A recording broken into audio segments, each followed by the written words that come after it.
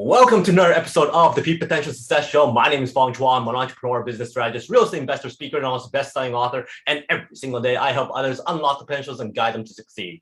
Today on the show, we have another amazing guest. I've been able to see this person speak live on stage a few times, and also over the last few years, seeing him virtually speaking. And every time he speaks about business, branding, strategies, and marketing, he has so much value to add, so much passion, so much energy that I couldn't wait to have him on my show. He has over 20 years of experience in marketing and hospitality, and he is the expert in helping the right audience find you and your expertise. He brings clarity and also solutions to your pain points for businesses and business leaders and consumers. And over all these years, he's helped so many different companies and businesses, from restaurants to tourism to sports teams and nonprofit organizations as well. So please welcome brand strategist, marketing consultant, national speaker, and CEO of Spark Business Strategies, Brad Caldwell. Thank you, brother. I appreciate that. Hey, thank you very much for your time and for being here.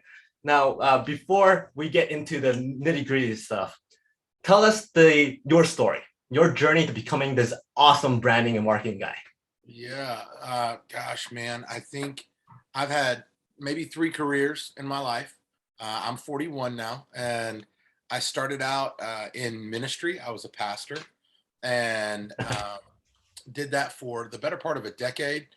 And then got a little bit disenfranchised with kind of the way the message was delivered, especially in the United States. Kind of assumptions that we make about our audiences, and stepped away for what I thought would be a season, kind of stumbled into restaurant management. From restaurant management, got picked up by Chick-fil-A, was able to be there for 5, not quite 6 years. And of course, Chick-fil-A is a business behemoth, a branding juggernaut. People know about them, even if they don't know anything about them. And so from watching them, I got to spend a good amount of time doing very little branding and marketing, and learning a lot about branding and marketing, and loved it, loved the work, loved the people, loved the organization. Wasn't really my future. Restaurant management is just 70 hours a week of just working all the time, and it's just not my passion. So we decided to move to the West Coast. We were in North Carolina. We moved, my wife, and at the time our 2 kids, moved to the West Coast. Kind of stumbled through nonprofit volunteering, stumbled into a marketing agency. That was the first time I'd ever heard anyone call me a strategist. That was probably about 8 years ago. And in that process, really just learning a lot about what marketing really means and why it matters to business. And then from that, learning that there's a lot of things that marketing agencies do that businesses expect that is very shallow. It's very superficial. Let me help you with your Instagram reels. You need a website. I'll make you one for X number of dollars. But no one ever really discusses why. Why do those things matter? What do those things connect people to? And it was that idea of connection that for me made marketing secondary to the importance of branding. And branding is what people believe about you, what people buy into before they buy from you. And I loved the concept. So I took what I knew of marketing and that strategy work and what would work best for the client, and thought, what's the best way to connect the business that needs marketing with the audience that needs a problem solved? And that's where branding came from. So Spark is 3.5 years old. And in the 2 full years that we've been able to be in existence, we've seen clients. We've never had a client take a loss. Every client has made way more than they spent on us. And we've seen clients go from anywhere to 20% revenue increase month to month or year to date by comparison to the previous year.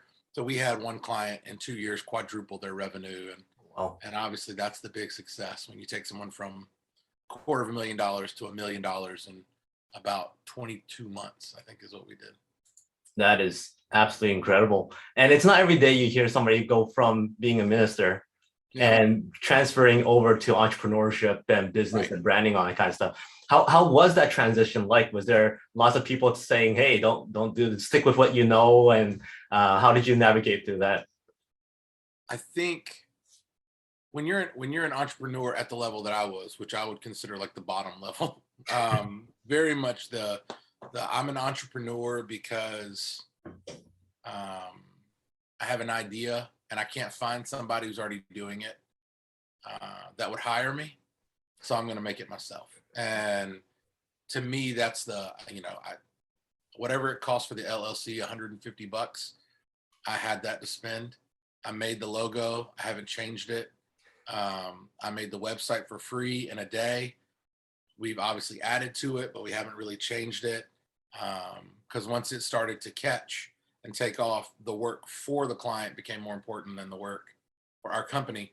I think the real key to transitioning anything in your life, whether that's getting married, having kids, starting your own business, changing your career, moving, whatever, hold loosely to what you think you know and what you think you're entitled to. And instead, maybe just for a couple minutes, shut up and listen. The people who were worried for me, worried that I'd, go off the deep end, my family lose everything, all that stuff. They had fear, and it was based on their experiences, not my experiences, because this was all new to me. Yep. And the people who were excited for me, there's really two groups of people who are excited for you: cheerleaders who repeat the same thing over and over again, and coaches who are going to help you make the plays that get you farther down the field. Mhm. And figuring out those two audiences, you're grateful for the cheerleaders. If they left, it just get quieter in the stadium. But if you lose your coaches, well, now you don't make nearly as many plays. So figuring out those different audiences, no one ever was a huge critic of the decisions we were making, but I think it was because we walked with a little bit of humility and we asked a lot of questions. So I think that probably kept me from being under the watchful eye of a target too much. Mhm. Nice. Did you find that there was any advantages or disadvantages or skill sets that you were able to transfer from what you were doing before over to what you're That's a doing great now? question. That's a really good question. Yes, because first, if we just look at ministry from the 30,000-foot view, the job of the pastor in Christianity, really in any faith, the job of the minister, the speaker, the teacher, is to take principles that are not our own from a book that we've never met the author of, about a God, about a deity, about a faith system that is invisible. It's invisible. You can say it's anything you want, but in a real literal sense, to tell someone about, in Christianity's terms, about Jesus Christ is to tell he literally died literally 2 millennia ago. And I'm trying to explain to you how this invisible dude is still in charge, and his dictations about your life are perfect for where you're at right now, no matter where you're at right now. That's a hard sell, man. That's a really, really tough sell. And most of the people who already believe it aren't nearly as invested in it as they want you to think they are. Mm-hmm. So in the business sense, there are people who are buying products because they think they need that product, but they don't know why they need that specific product. Right. And then there are people who think that the product's not for them. There are people who think they can't afford the product or that they've moved beyond it. That's B2C sales all day long. In the B2B space, you're really trying to convince the creator of the school bus why marketing and branding is so important to sell thousands of school buses to Mercedes or to Volkswagen or to school districts. And that correlation between taking something that is immovable but also invisible. Mm-hmm. So branding is just out there. It's out there. Everybody's got a reputation. Mm-hmm. Being able to manage it and then aim it and then work to convert in that process is it's exactly what ministers do. That's exactly what we do. You might hate Christianity, you might hate Jesus, you might hate the Bible, and it's a long walk in the same direction sometimes. if you already have a preconceived notion. I got to figure that out though. And that's what branding is. Branding is really figuring out who the audience is, what tools the client has, and how to mitigate some of the unnecessary length of communication. Mhm. I want you to buy it in a week, not buy it in a decade. I don't have a decade to sell it to you. So yes, there's a lot of correlations, a lot of correlations. I like how you made that correlation, because if you take a step back, you can look at Christianity, religion.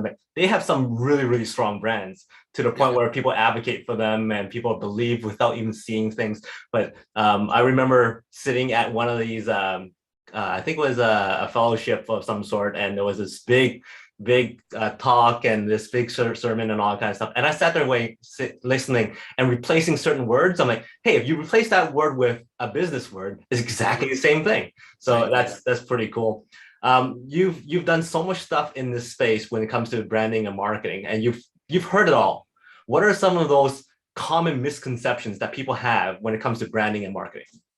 I mean, the biggest one is, I think, is probably the misnomer of word of mouth. Everyone says, well, yeah, we mostly do word of mouth. You don't do word of mouth. Like 90% of word of mouth is happenstance. Someone is talking about you. You can't invest in word of mouth if it's just happenstance. And so if my grandmother tells somebody about me and their uncle happens to be right in my wheelhouse and we convert, yes, maybe that's word of mouth. But there's also got to be something beyond that. So if I tell someone who my pest control company is and they call that company, the minute that company answers the phone, marketing starts. How you answer the phone. If they go to your website, how you look online, what's the user experience? How hard is it to walk through your website? And I think for a lot of businesses, we either say we have word of mouth or that we don't need marketing. And it's because we are lazy. We say word of mouth. What we mean is we don't try. We don't work at it. And we just let it happen. Mm-hmm. And so for a business owner, especially small business, if it's one guy, one gal answering the phones, answering the emails, making the thing they make, or executing the service they execute, whatever it is they do, it's very easy to get trapped in the idea that you're so busy, you're not doing marketing. But marketing is how you communicate your business to your audiences. Yeah, that's what marketing is. And branding is the reputation that allows those communications to be more seamless and more clear. And not everybody's got branding. Everybody's got marketing, unless you just don't answer the phone or answer the emails. And then you just show up at people's jobs to offer a service, which I think is illegal. I don't think you're allowed to just show up at people's houses to start painting their home. I don't think that's possible. So there's a point where they find you, you close, and then you execute. And all of that happens because of marketing, regardless of the kind. And I'm tired of hearing about word of mouth. Now, you mentioned about how important is that first point in contact. And right that moment, you're already marketing. You're already showing off who you are, what you do, your reputation, whatnot. Social media and online and all that kind of stuff is something you mentioned as well. Now, social media is something that lots of people are engaged in. However, there's also a lot of people that uses it incorrectly or uses it for certain ways that doesn't really help them. And they either talk about certain things they believe in, which side they're on, and all kind of stuff. There's cancel culture. So how do you navigate through that space? Because it's so easy to step out of line. Yet if you don't follow one side, then people might criticize, say, hey, you don't believe in anything or you don't stand for anything. So how do you walk through those waters? Yeah, I mean, I deal with it. I don't think I'm a personal brand. I don't know. Maybe I don't know. But I've caught flack for opinions I've expressed. I have caught plenty of grief for not expressing opinions when people knew kind of where I was at and I chose not to say anything. And with our clients, I don't think there's a hard and fast rule. I don't think you tell everybody to never say anything. I don't think you would tell everybody to say whatever they feel. I think there's a measure to it. And just like it's important for my client to know their audience, it's equally important for me to know my audience that is my clients. And so this particular company A, which is 60 years old and works in a space where they own the market share. They own 80-90% of the market share. They're the monopoly. They're winning. They're looking at a rebrand. I might say something like, if one of your older members of leadership is an IST, I don't care what the IST is. It could be socialist, communist, racist, sexist, ageist, whatever the IST is. Mm-hmm. Make sure that they don't talk, or coach them that everything you built is contingent upon your opinions being minimalist. Like keep it small and simple, mm-hmm. especially in today's age, because more than anything, you're protecting kind of that old guard, because it's so easy for businesses to be fluid and get rid of antiquated thinking. Mm-hmm. So you're almost protecting the person with the strong opinions. But then if you have a brand new company that's like at their Series A and they're trying to invest, I promise you people are Googling it. Yeah. People are going on Facebook looking for the CEO's name, going to see that color logo, and they're going to immediately look to see what people think about them. But at the same time, you and I know several people who have built a brand off of being contradictory, confrontational, yeah. And I don't mean television personalities and comedians who do that stuff as well. But I mean, we're talking about business leaders, people who are very, very talented, very smart, have done really, really well. And they kind of walk into cancel and conflict. And it's about knowing what the brand is, what the brand's trying to do, who they're trying to reach. I mean, it would just be silly right now if you're trying to reach one political affiliation, mm-hmm. to be silent on politics. But if you're me and you're trying to reach businesses at small, medium, and large levels, if I'm over political, I'm going to lose my market share simply because I've expressed my opinion 3 or 4 too many times. So it's just knowing that difference and knowing that balance.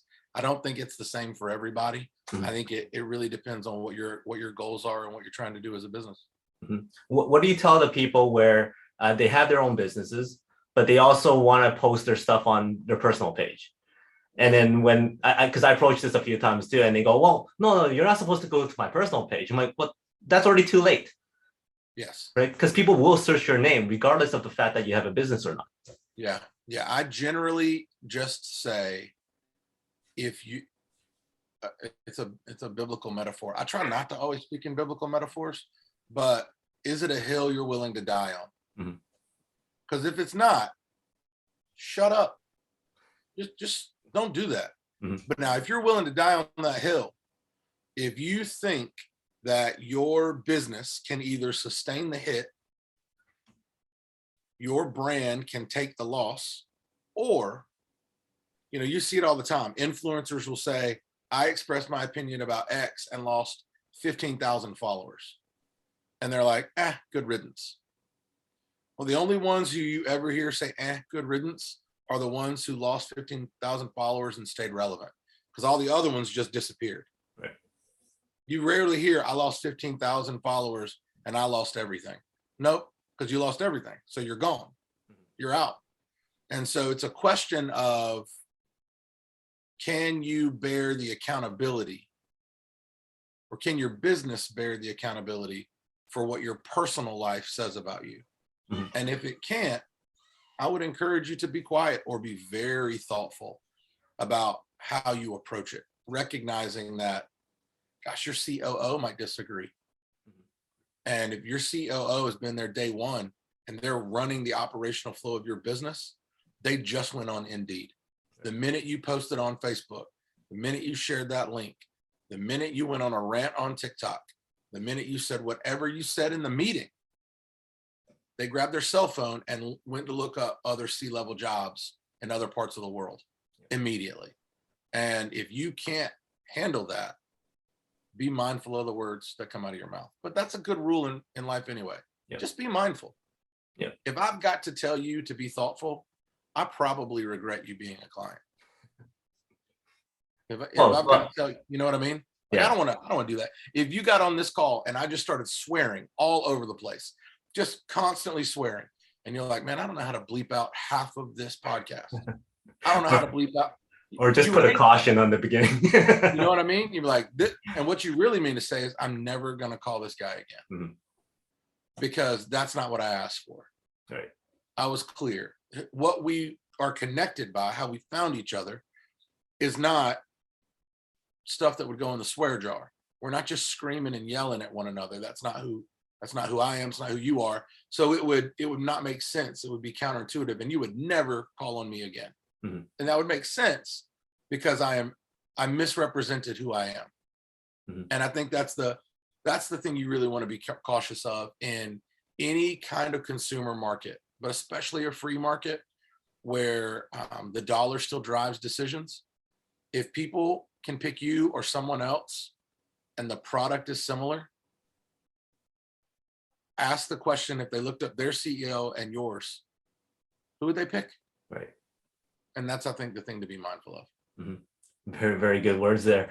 When it comes to content creation, you're a master at that. I think I recently seen the post that you put up there saying, look, I'm done. Somebody asked me how fast I can do something like this, and you were able to come up with a whole bunch of campaigns and different posters and all that kind of stuff. So for you, what's your thought process? How does one get so many ideas so fast? Yeah, so we have folders and shared files and all kinds of things based on who our clients are. But what we lean into is what branding and marketing really, really is. And so the campaign that went live today is very simple. I was reached out to by a new app asking me if I would try it out, see how it works. And so I've been playing around with it. It's based out of Germany and it's fun. It's a cool app. It kind of leans into social audio and social video as a platform for B2B communication, which I think is really interesting in email marketing, campaign marketing, things of that nature. And so I was playing around with it, and they asked me to do a campaign more in my company's wheelhouse. And so we went entirely on how to do social media for yourself if you're a small business. And the goal was to get a under 3-minute video where you don't have to see my face and you can hear my voice. And if you don't know me, then you didn't know it was my voice. And we have content that would pop up. It's the same. This time it's my company. And so I intrinsically know a lot of things because I created it. But when it's your company or anyone's business, it's really about taking the very best of the content you can find, best components, the best kind of maybe content coagulation, where you're kind of bringing it all together so you can fortify it a little bit, and then making sure that it speaks directly to the audience that you're trying to convert or attract or gain the attention of or make aware of a thing. And I think all we ever think about, this might be true, all we ever think about is who our client is and what their goals are, and who their audiences are and what their pain points are. I don't really spend a lot of time thinking about a lot else. I tell my team what my client says we can't do and what we must do. We'll always honor that. And then I tell my team, this is what the audience has to see. So if the audience is young, we're going to try to make it look a little bit modern.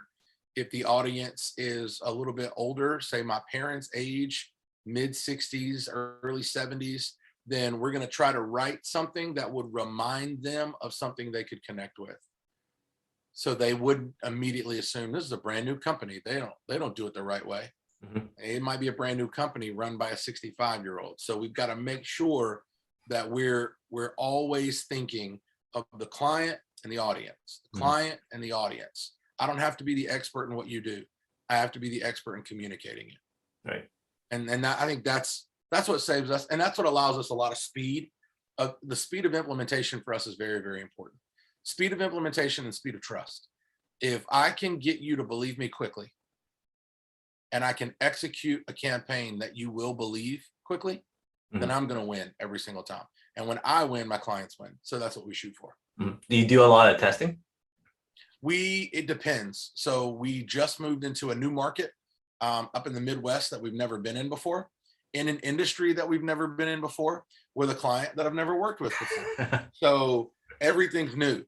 And I have to, this company is decades old. So when we explain to them that we're not the experts in what they do, most marketing agencies just don't say that phrase.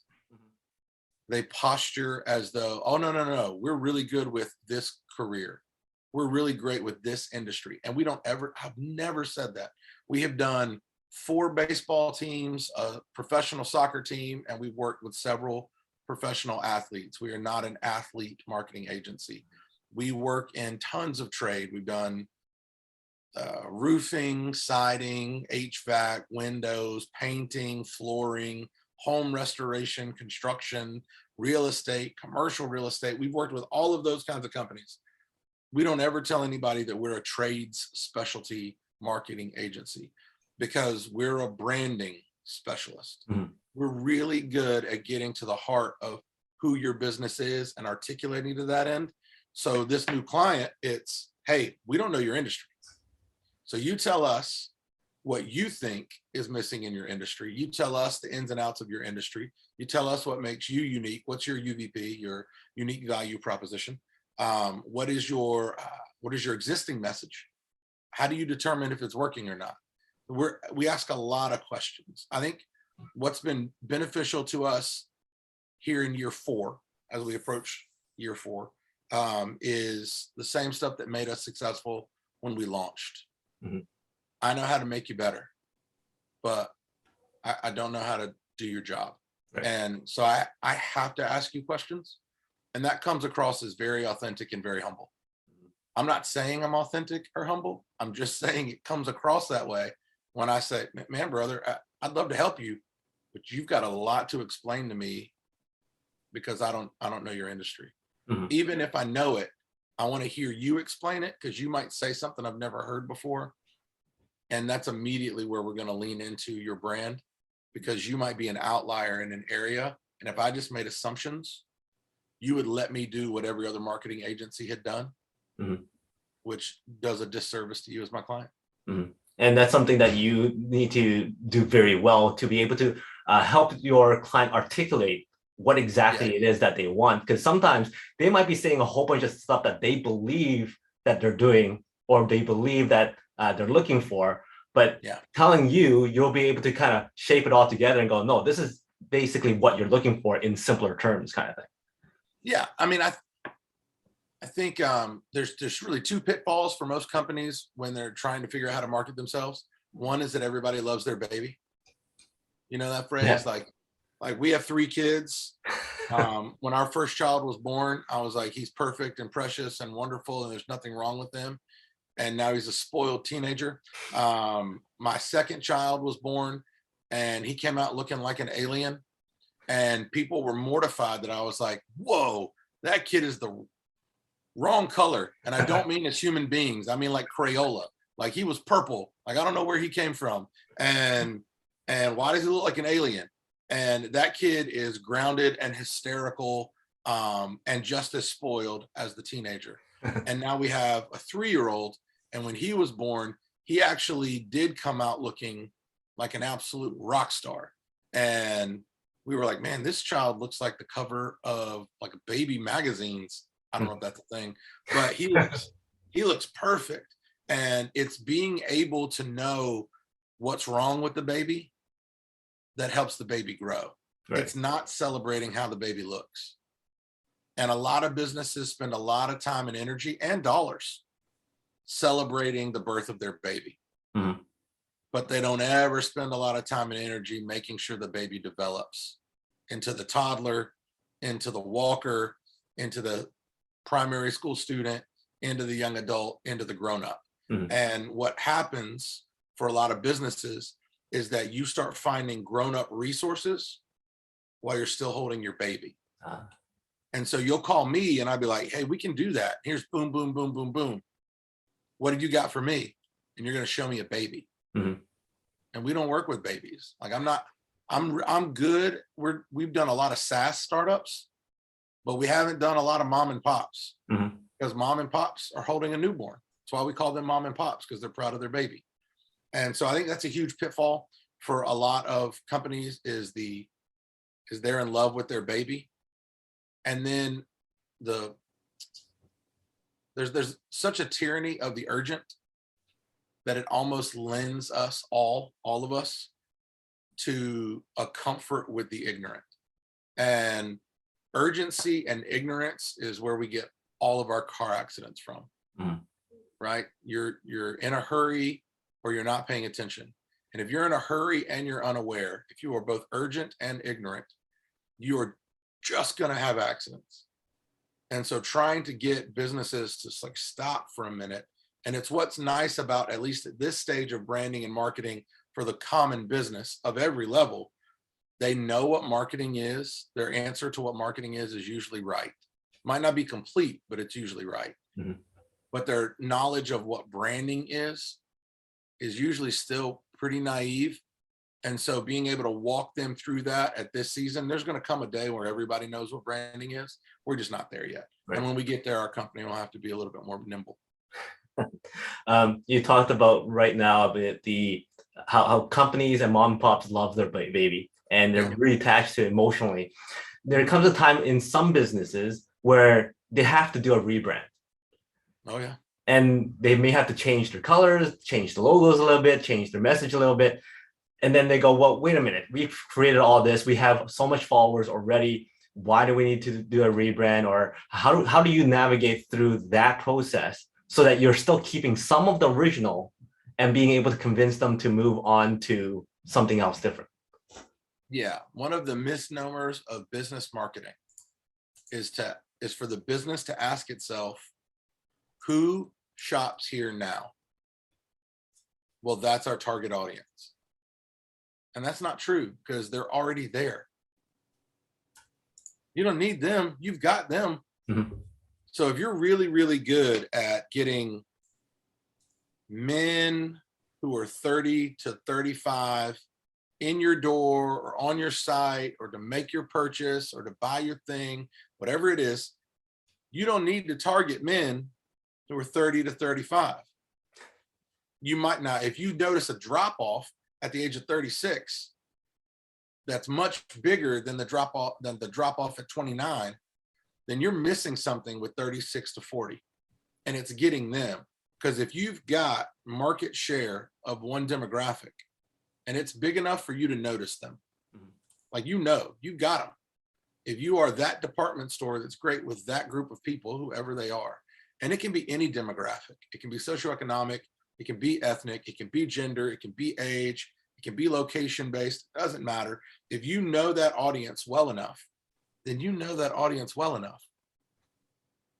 Then you know them. So the marketing would be, what have you always said? Because that's attracted who you've always got. Don't ever over campaign, don't ever rebrand for something you've already got in abundance. That makes no sense. However, if you recognize we're really, really good at 30 to 50-year-old white men in coastal North Carolina, and that's 80% of the North Carolina coast is white guys who are 30 to 35. Man, we're doing huge. But then you remember there's only like maybe 2 million people here. 80% of them, now you're down to like 1.6. And that 1.6 is who you're currently reaching. There's a whole nother billion, multiple billions of people you're not reaching. And it's figuring out how to get their attention. And so I think the right after we love our baby is every restaurant you've ever been to, if it's mom and pop, there's always a framed dollar bill. It's always on the wall.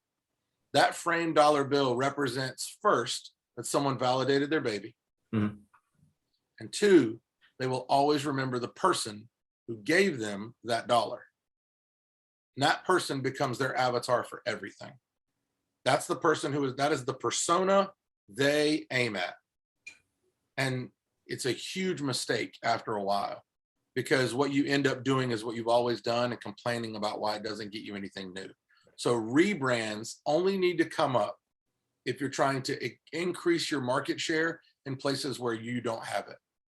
Mhm. If that's what you're trying to do, then yeah, you can absolutely rebrand. Rebranding is hard for all the reasons you said. We're going to lose the people no, you're not. We're working on a rebrand right now for a company that's trying to go global. I guess they have about 70% of their market share in the United States. And they don't want to spend 10 times what they've spent to get 30%. So instead, they want to spend 10 times what they've spent in places where they don't exist, because the share is much larger there. That's just really good business strategy. That's super smart economics. And what that means is that we're going to have to talk different. We're going to have to change the message significantly, because their audiences in Europe, Asia, and South America and Africa are entirely different than the audiences they've always been good at reaching. So it's finding some anecdotal things that are good, but also working really hard to capitalize on what we're learning about new markets, Mhm. and how we can change their brand into something that's more palatable for a new audience. Mhm. Because again, it's always about what you can do and who can buy it, and how do we get them to buy it. That's all we're trying to do, is get them to buy it or buy into it, whatever it is that you do. Mhm. And everything else is kind of irrelevant. For people who have businesses and they're looking at divvying up their pie, they go, okay, we need to hire somebody to do the marketing, hire somebody to do the branding. How much of the funds, or how much budgeting would you recommend people to put into these areas? So you'll hear people say, generally you'll hear 7 to 10% of whatever your revenue is. Not your income, certainly not your profit. 7% of profit is probably terrible. You can buy a lot of free stuff with that. But if you can get to a place where you can set aside, for most businesses, I don't know your typical audience, but if most of your audience is small to medium-sized business, the first question is, are we budgeting for marketing? Mhm. And if the answer is no, budget for marketing. Just budget. Just budget something. Like, put 25 cents of every dollar earned into a rainy day marketing campaign and just let it accrue. $1 from every $5. Whatever it is you can do as a business, start building it. Because what you're going to ultimately find out is, if you are in a one-horse town and there's one billboard, you want your business to be on that billboard. Mhm. Now, I think billboard advertising is kind of defunct. But if you're in a market that's only got one billboard, go ahead and spend that money to be on that billboard. Mhm. But have a campaign up there that does what you're trying to do for who you're trying to reach. Right. So I think 7 to 10, I generally agree with. But at the same time, I don't want people to wait until they can afford 7% of their revenue. Mhm. Because there's a lot of free tools. And if you're like me, you didn't use those because you wanted it to be perfect. That's foolish. Don't do that. Get it out there quickly. You'll figure out your aesthetic. You'll figure out your reach.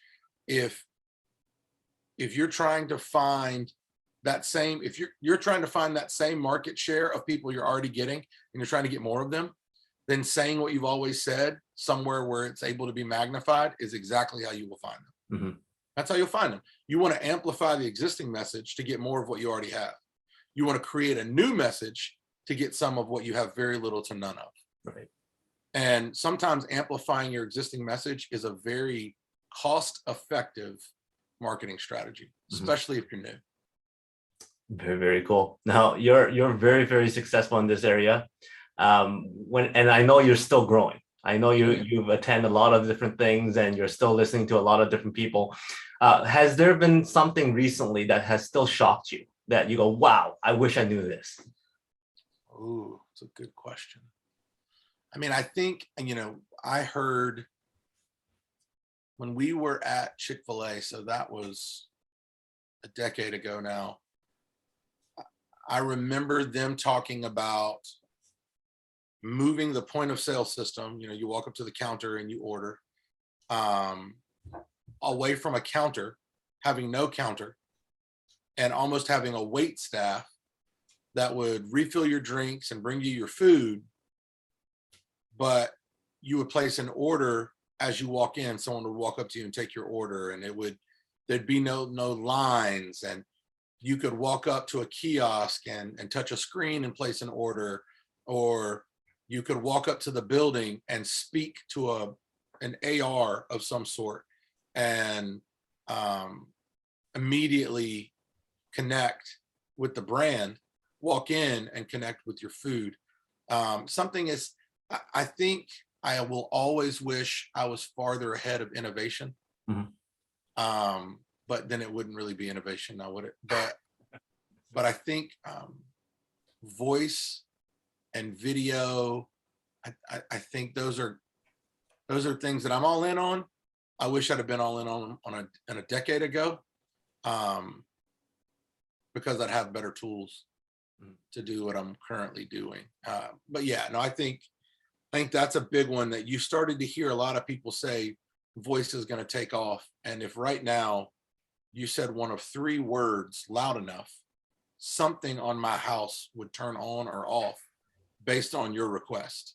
If you say Amazon's a name, I can't do it loud. I know.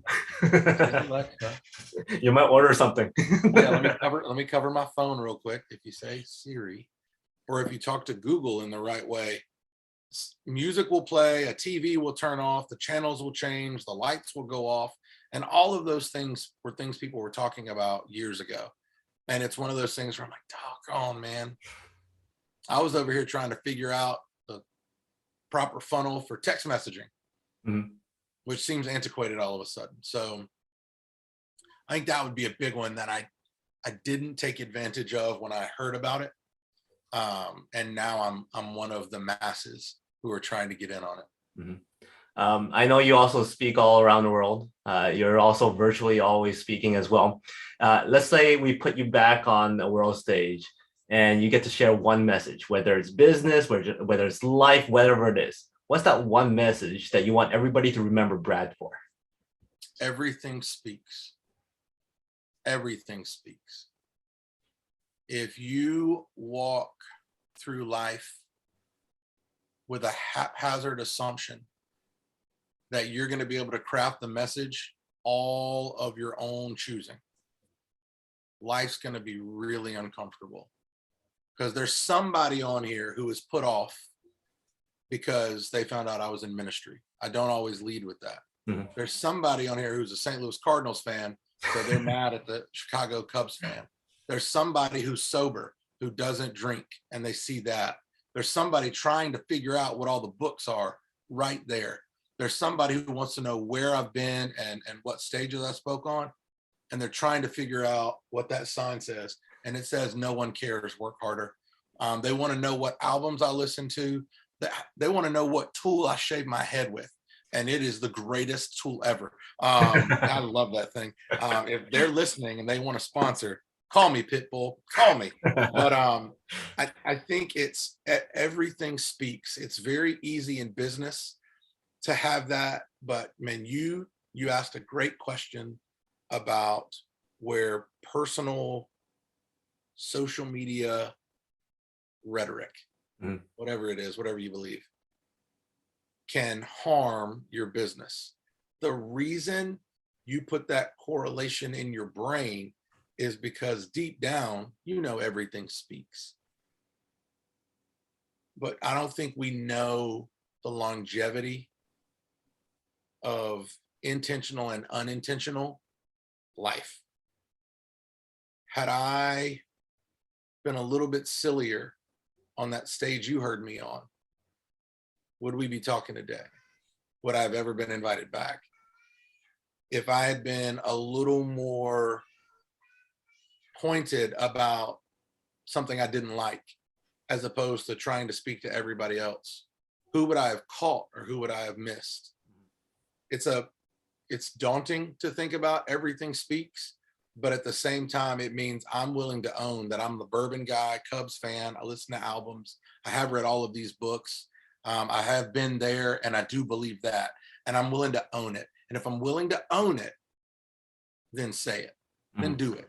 But I think for a lot of people, we don't pay attention to, I think most of the time when we're embarrassed, when we get surprised, when we're disappointed, it's often because we didn't hear something about ourselves talking that other people heard.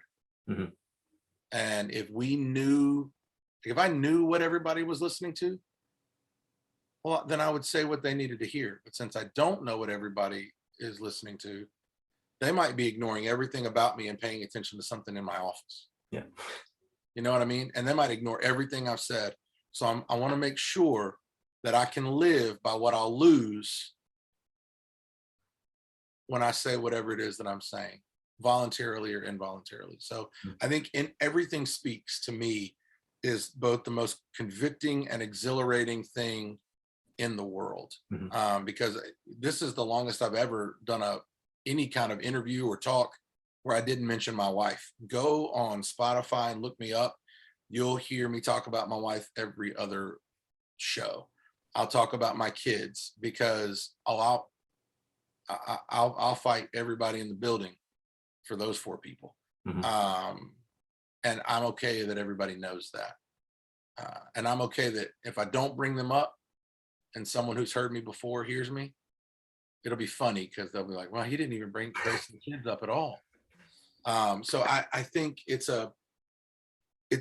daunting that everything speaks. It's exhilarating that everything speaks, but it's incredibly intentional and incredibly authentic to know that what I'm trying to communicate to you, I'm trying to communicate to you with 10 things you can't even see.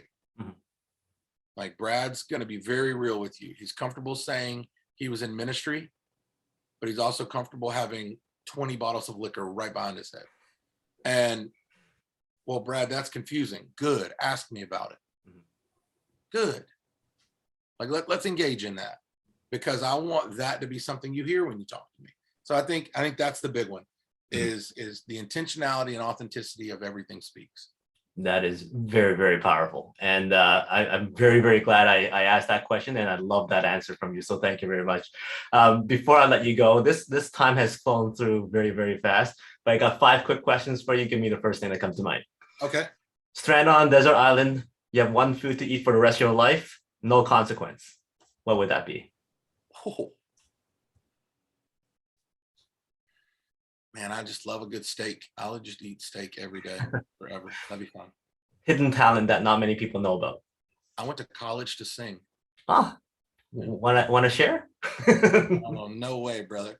I'm going to go with this question. You're stuck on a car ride for many, many hours. You have one song that plays over and over and over again. Which song would that be that you won't be sick of? Oh, man. There's a song by an artist called, his name's Drake White, and it's Making Me Look Good Again. I could listen to that all day. It's kind of bluesy, kind of folksy. I like that song. So Drake White shows up at your door and going, hey, I hear you love my song. Let's hang out. And he says, and then he goes, you know what? But I'm hungry. I don't want to eat first. What's that special dish that you could cook for him? Ooh, what would we cook for him? That's good. Carbonara. Oh, wow. Cool. And my last question is, before I ask that, number from 1 to 4. 3. 1, 2, 3. So how is success relatable to coffee? Not everybody likes it. Not everybody likes it. And for a lot of different reasons. I think some people don't like success because they think it's a sign of a lack of integrity. I think some people don't like success because what comes with success doesn't sit well with your stomach. It makes you nauseous and makes you uncomfortable. I think some people don't like it because it seems artificial and shallow and pumps you up a little bit more than maybe you need for the day. And some people don't like it because they think it's addictive. And I think all of those things are true of coffee. You know, it unsettles some people's stomach. It gives people an artificial high. And man, I think a lot of people think it's addictive. So that would be how success is a lot like coffee. It sounds like you had that prepared all along. No, I love coffee. I do. That's not to be encouraging. That's not coffee. That is water, but it has been coffee before, and that's a large cup. Oh yeah, I can see. Awesome. Well, thank you very much. That's how success is like coffee. Before I let you go, what's the best way for people to reach out to you? You can absolutely find our company at thisisbrandstrategy.com. Brand, not Brad, brand strategy. And you can email me at brad@sparkbusinessstrategies.com. Awesome. And any last words from you? Thank you very much for having me, brother. It's nice to be able to share one-on-one time, and I look forward to seeing you hopefully sometime this year. Awesome. Will do. Well, thank you very much for your time. I've learned a lot, and it was a lot of fun listening to you speak once again. So thank you very much. Thank you, Fong. Have a great day, brother. Awesome. For everybody else, he is Brad. My name is Fong Chuan. Until next time, today is the day to lock your peak potential. We'll all see you later.